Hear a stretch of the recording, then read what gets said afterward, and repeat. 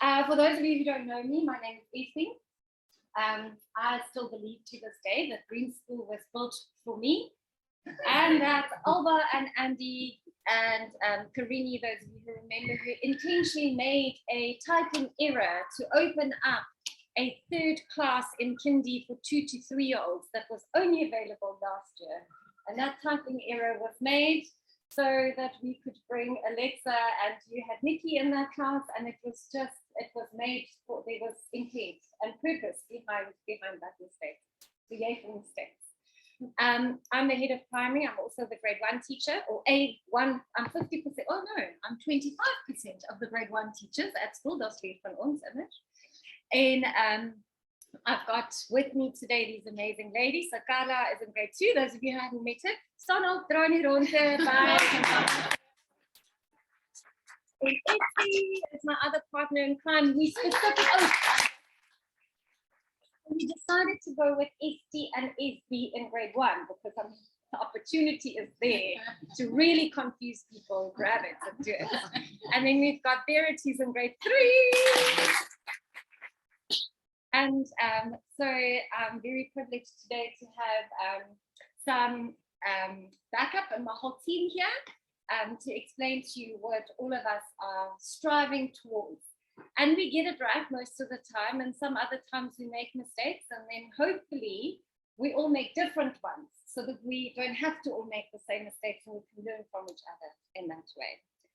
So Andy's also spoken to this very beautifully, and we are in the business of teaching kids how to think, not to just download, you know, the quote of the education is the lighting of a fire, another filling of a bucket. We're not here to dump information onto kids because what are they going to do with that? They need to be able to internalize it and know when they need to use it and how they need to use it. So that's why we as teachers are here. I think all of us had enough of all the different systems that we came from, and we were looking for a different a solution actually to the challenges, to be honest, that is being faced worldwide in education. And Adasa, you're with us? I'm with us. So all of us have walked a very different and interesting path, and I would love to just focus on that today. But grab us at some point at an event somewhere and ask us to tell you our stories. We've all got vastly different but such similar stories, because it all comes down to the heart of education and why we decided to become teachers. So I'm going to give over to Estie now to take over from that. Good afternoon, everybody. So I've got 16 years of teaching experience in grade 1 at a public school. I've been at Green School for 6 months, and yeah, this is quite a journey. I think we need to decide, why are we here? Why are we here at Green School? Why are we here at the Stork? And you will find some interesting, this is what the parents typed in on the application form when they applied to Green School. And it's actually beautiful. Must I read everything? Okay. So it was beautiful, you know, to individuality and responsibility towards the earth. Forward thinking education in an ever-changing world. It's really beautiful. You could be what's dichters in Engels? You're a poet and you don't know. I put it in English. Sorry. Does that? And was nog. Yes, to foster their natural curiosity, growth, and individuality. And if I can just make it a little bit more personal, why am I here? And I think Andrew referred to it, and SB already did, is there's a system, and you can almost say there's maybe a glitching system. But you know, I've got 20 years of experience with curriculums, if you count my study years, and every time there's a change and you need to adapt, people are obviously, they've got this little plus flying around. Are we on the right track? And it's okay to ask these questions. Parents ask them, teachers ask them, because we need to go for the training every time. Are we on the right track? And the content, it's usually the same, but it's a little bit like some curriculums will put more emphasis or focus on reading and comprehension and phonics. All this, and now we're going to do reading and phonics and comprehension, something on the side. And I think you have to teach fractions, and you have to teach time, so you will find them in all the curriculums. So my experience is, and this is my opinion, that the school and the teacher has a lot of influence on the curriculum. And yes, what makes a strong curriculum? There's lots of points that I can go and Google, and we will find something, 100 reasons what makes a strong curriculum. But at the end, what is the school teaching? Are you the teacher that gives like 30 worksheets, and you give a picture of a banana and you color it in like a third of the banana and ask the kids, just write there how many thirds, what you've got it. Or are you the teacher that's going to hand out the fruit and say, okay, you color, tell me, what did you do? and that's that metacognition, and how are you learning? The process, not just about the outcome. And I think I was really like a robot. And we all know the same, you can't do the same thing over and over again and expect different results. And I was a robot, and I was afraid to make mistakes because, you have to teach to assess. And last year when I joined SBS last year, I was in trouble. I mean, I had a flashcard and I had to put it up on the wall, and it wasn't written in the middle. And I said, I'm going to do this again. And she said, no, you stick it up right there. And I said, I'm going to do it over again. And she said, no. And I don't know if you know, but I took scissors and I cut it. So that's where I came from. That, to be perfect. And that's not what it's about. We are not defined by mistakes. It's good. It's good to make mistakes. It's good to learn from them. And if you just see my nose, I'm an extrovert, so I have to face myself. So yes, I'm used to children sitting at a desk. If they stand up, they're so happy to stand up that they get. They don't know what to do. I haven't had one child like when you walk to the dining hall sitting, and it's really just there's a lot of space, and I think that's the wonderful thing. And and so I hope that this will be an informative session for you when you can ask your questions and have peace about the curriculum. That's it. Thank you. Okay, I am busy in the beginning part of a very long journey with Jo Bowler, who I love. She develops mathematics curriculums. She partnered up with Carol Dweck, which I've mentioned, and I think the two previous talks, who coined growth mindset. And so they've got a very different view on how to teach mathematics, to make it real to kids so that they enjoy it. Yes. There we go. Also that. Yes.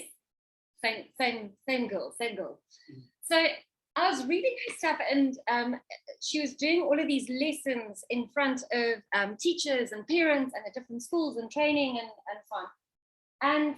And she kept talking about these parents and teachers, and especially teachers, who would break down in tears, saying, I've never thought of it that way before. I have never heard somebody say that it is okay to make a mistake, or to say that I don't know what's going on, or that I'm not actually required to, like a robot, know all of my multiplication facts on my fingertips. To use what you have. And that is okay, because if you know how to use what you have, you will be okay. And that got me thinking about vaccination and vaccination injury. I don't know how I got there. I can't explain that to you. But then I thought, what about curriculum injury? And I thought, there's a thing. It's a word that I've never heard before. Curriculum injury. Isn't that actually what we are busy looking at the moment? And then I Googled it, and then I actually came up to curriculum trauma, which is now being researched. And curriculum trauma spans over teachers, parents, and children who cannot keep up or cope with what they are being dealt with. Teachers' hands are cut off in the public school system. You get amazing teachers, like my one dear friend who closes her classroom door and scallum, without anybody noticing. She does things out of the box and in a different way, but she's challenging the system because she's brave enough to do it. And not everybody's brave enough to do that. So kids, what ends up happening is kids are getting into this fixed mindset of I can't do it. I may not make a mistake. Sonia was, ek het jou gesien. Kan ek jou kinders gebruik? Sonia said to me last year, her kids stopped talking because they were awarded in school praised for keeping quiet. So they stopped talking, and they stopped talking at school, and then it translated, am I remembering this correctly? And then that translated into their personal life. Can you imagine? Nee? Dit wil iets bietjie laat hou, gives you a bit of goodness. Chicken, I know. Yeah. So these kids have fixed mindsets.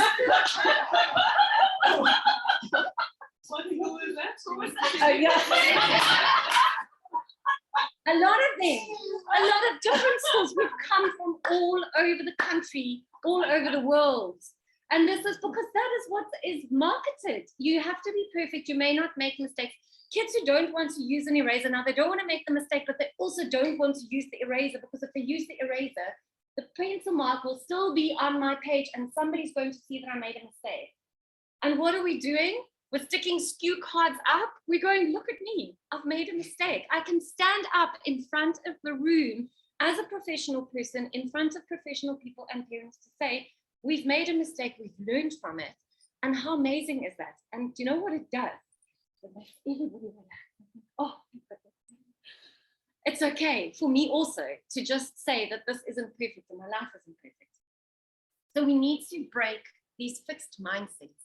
And the longer kids and teachers were in these systems, and parents also were in these systems, the longer it's going to take for us to break these fixed mindsets off, to say it is okay to make a mistake. Where are we going to go from here? We can't, for I think probably the next, and research will come out in 20 years, but for the next 5 to 10 years, depending on what age your kid is, we cannot rule out the havoc that COVID wreaked on kids and families, being pulled out of school, parents having to work full-time from home, but also having to be a full-time teacher. I mean, if you think of the amount of kids that had to be there for online lessons whilst mom and dad are on devices, and now nobody's helping here, who's looking after the baby? It was just actually ridiculous. And I think the longer we sit down and think about it and think, thank goodness we didn't sign up for it and we didn't do it, or our kids were too young for that, the easier it is. But it wreaked havoc and it caused gaps that we will only in years to come be able to really identify and almost put in place. I don't even want to talk about the assessment thing, because you've heard it from Andy, you've heard it from Esty, where kids, you are pushed. You need to finish this now quickly, and it needs to look great so that we can transpire from the 80 assessments that I've done with you. Am I almost right? What was that number? What is the amount of maths assessments? The maths assessments in grade 1, I think it something was like 2 a term, and if you have baseline assessment in the first term, it's like 8. I think it's almost 50 points. So it's 50 assessments per kid that is then transpired into 6. And I mean, that doesn't tell you anything. So why are we here? Why are we here? This is why we are here. You know this. We are here to teach 21st century skills. These are our 9 core Green School skills. They are grouped together about how we think, how we act, and how we reflect about it. Because it doesn't help we only think. We need to act on what we've thought about. And then if it doesn't work out, we need to reflect and go back and not just give up, because now the project is finished. Thank you for entering. You now don't have to think about this for the rest of your life. We have to get the kids used to asking the right questions, looking for answers in the right places, and possibly also the wrong places, because then you don't go back there. And we need to use these skills. This is what drives our curriculum. So we use the maths, we use the language, we use the thematics to get out to these skills. So at the center of all of our big assessment things is to be able to determine whether the kid can do the specific skill or show you the specific concept in context. Because showing it to me on a piece of paper is great. Memorize it, fantastic. Are you going to be able to regurgitate this, because that's actually what it is, in a week's time, in a month's time? If they can't, then what was the point? Then my time was wasted, the child's time was wasted, the photocopier was wasted. And so this is why we are here. Noah is one of the teachers at Green School Bali, and we watched some videos that he recorded a couple of years ago. So if you think about curriculum, often the thing that comes up for people is a whole lot of boxes. that we need to tick. So it's all of these things that we need to do. And there's a lot of stuff in there, like Andy mentioned, 500-page curriculum document in foundation phase maths, and that's only your maths, right? So if we are learning in a life where we need to tick all of these boxes, we have either set of criteria that doesn't represent a worldly scope, or we are lying to ourselves. So you need to ask, is what I am given authentic? Is it actually possible? Or is there behind all of this a stressed out child and a frazzled teacher to say you have to finish this because I have to put something in a box because we have to get to music post-haste. And what is actually a classification thing then becomes a cutting and pasting activity. So it's all about the intent of where we are going and how we're going to get there. Andy showed this to you earlier. So this is our scope and sequence. And as he explained, the scope is what we need to do. The sequence is when we do it and how we do it. And sometimes we plan to do some of these things in week 1. And then, oh my word, the kids are more in, what was it? Not tornadoes, but volcanoes and tsunamis. Yes. And then you go, I now need to rewrite my curriculum. We're not rewriting this. This is almost like assessment standards. This is where we want to get to. This is the content. Our curriculum is the very live thing that changes with the kids' interests. Last year, I had I had the intention, I had the intention to get to World Heritage sites and things like that with a grade 2s. But we got stuck in rocks and fossils because they were so into it. And so we stayed there. Because what curriculum police officer is going to burst into my class and say, Esby, you didn't do this. We did what the kids loved doing. And then we worked in there, some reading, some writing, some maths, measuring of pathways in the school. So all of this is there. And we know what the basics are and what needs to be taught. We know that. We spent 4, 5, 6 years studying. And then we've got all of our practical experience to back us up. We know what it is that we are doing. And that's a beautiful thing, is that the scope of the sequence of proficiencies is the same for all of us. You cannot take a surfboard and paddle out into the ocean and think, I'm a grown-up, I'm just going to stand up and surf because I've watched a video, I've watched somebody do it, and therefore I cannot do it. There is a sequence that you need to work through. And it is the same for everything. It is the same for reading. It is the same for maths. It is the same for surfing and for cooking. If your kid sat in your kitchen or near your kitchen and just watched you cook all the time, sure, they'll have better skills than the child who has never seen you cook. But they're not going to be able to go out and make their own food because they've only ever watched you. They weren't actively involved.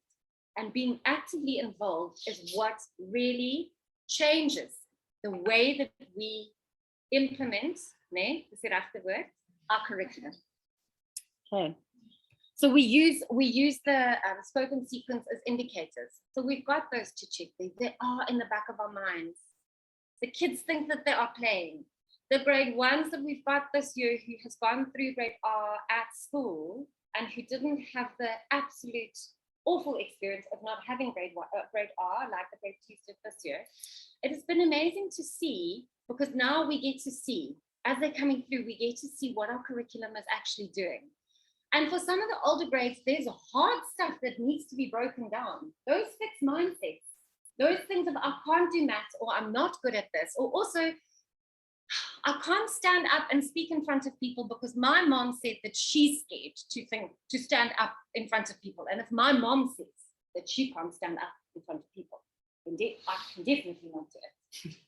And how many of you were at the assembly last week where the microphone stopped to work and the grade 2s carried on and the grade 1s shouted on? And if they didn't want to, that was okay. But they got the chance to do it. I was nervous just now coming up again.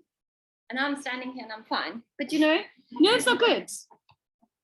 And we need to go through the process to know what we are actually capable of. So what we do with our scope and sequence is we then put it into a frame of reference. So I'm going to speak quickly towards, where is jy? Yes, is jy daar? Kom staan nie langs my. So we've just taken out the language part of this term, and we've highlighted stuff that we specifically want to assess. We're not going to check down all of the boxes, because if I tell you that I'm going to check all of those boxes every term, you need to know that I'm lying to you, because it isn't possible.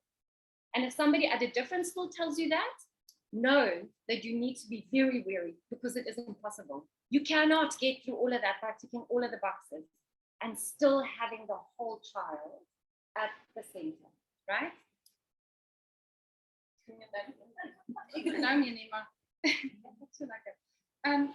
So once again, there's a standard that we want to do, but we do so much more in sequence.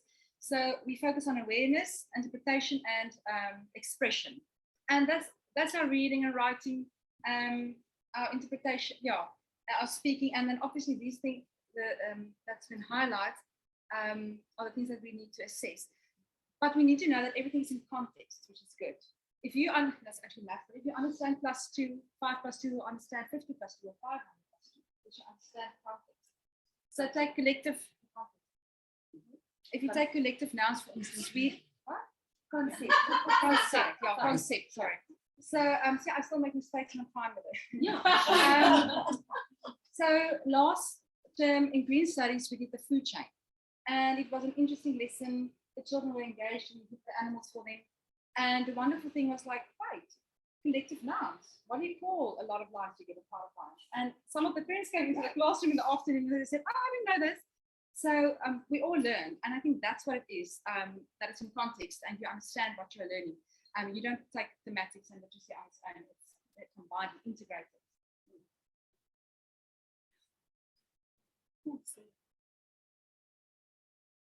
Hi everyone, I'm just going to quickly talk about thematics. I think the important thing is that we don't just want to do thematics on its own. We want English and math, everything must go into, like, it must integrate. And then I think the more connections the child has with that theme, the better he or she is going to remember what we are learning. So thematics, we always also try to look at the prior knowledge, what do they already know, and then see what questions. Let's start, last year they talked about Paul, and we moved on to the Western Cape, and we wanted to see what questions do they have about the Western Cape, and what can we learn from the Western Cape. So we took their questions and we took it further. So I always start with something that's more familiar with them. So we just started with holidays. Where do you guys go when you go on holiday? Usually it's in the Western Cape or further away, and then grow on that, look at maps. And all of that is also, we use the skills, the collaborate, working together. We sometimes work in big groups, we sometimes work in pairs. So all of that is also, they don't even realize it, but they are learning while they're doing that. Games, the last, I was thinking, we were playing games in the class, and I was thinking afterwards, if I play a game with my family, usually there's someone that's very competitive, or we fight or something like that, or something. And I realized, looking at the children, I was like, there's so many skills that they are learning while they are playing a game. Like me as an adult is also learning that. So we try to put games in there and then build onto the theme and go, as like she also said, we can stop with the Western Cape, or we can move on. We looked at provinces, we looked at the different cultures, the different people that's in our class. We looked at the language. So slowly we're growing on. Yeah. Okay. Hello. So I'm just going to chat quickly about maths. And maths, like if you earlier mentioned, we work with something called Mathematical Mindsets by Joe Bowler, which is phenomenal because it has flipped how I do maths completely on its head. And I had to learn how to teach it in a completely different way. And it's very visual. So all of a sudden, you have to do it this way for it to be right. And I think with us, it was something that we also, like for last term and even this term, is where we kind of start something that's very visual and it's open-ended, and you can figure out the pattern and you actually see the way these kids are thinking. And it's been honestly such an amazing journey for me as a teacher with maths to just see how these kids are breaking out of boxes and how they have challenged how I could. I've had a kid before that has solved the problem repeatedly in a way no sense to me whatsoever. And I have tried, and they explained it to me over and over and over, and I'm like, I don't get it. I don't understand. But they've consistently got the answer correct. Who am I now to tell this kid, no, that's wrong, do it like this, when that made no sense to me? So, and I think that is our aim in maths, is to actually just open up their minds to have this growth mindset with it. And here you can see we have check boxes, but that's mainly because we have a plan as a teacher. And there's some that aren't checked here, you'll see. And it was because we did stuff and we realized, shucks, actually, these kids need more over here. And there were other things that we like, they took it in a completely different direction. So let's rather add something completely different and let's throw this concept into whatever, the next term where it actually makes a lot more sense. So yeah, I think our curriculum is very dynamic and it's ever changing, and we really aim to also include the kids in it to let them learn where it's relevant. So it makes sense, especially with maths, where you need it to be practical. You know, you can't just teach things completely out of nowhere. So yeah, thank you. Yes.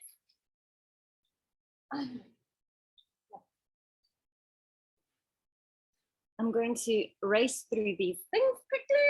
So just the thematics, just to give you an idea, thematics we use in a very specific way so that we start close and then we branch out. And our thematics follows the process, is not the right word, progression from grade 1 to grade 5. So grade 1s would start with this as Paul.